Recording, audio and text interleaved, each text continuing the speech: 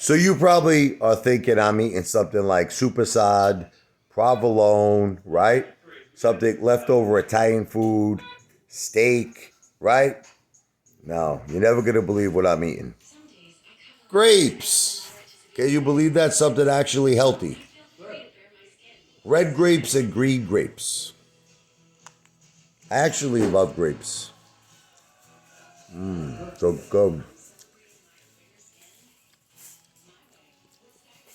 Really, I've always my whole life loved grapes. And these are the pitless ones, no pits.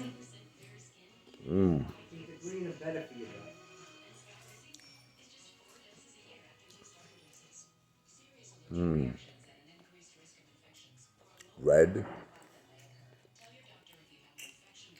green. Kind of like the market, right?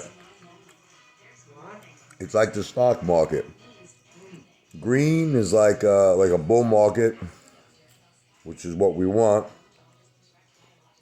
and then red's like a bear market, which we don't want.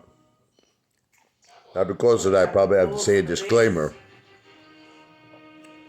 This video is not financial advice. I'm not a financial planner.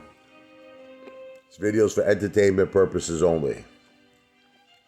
2 grapes. Actually, 3.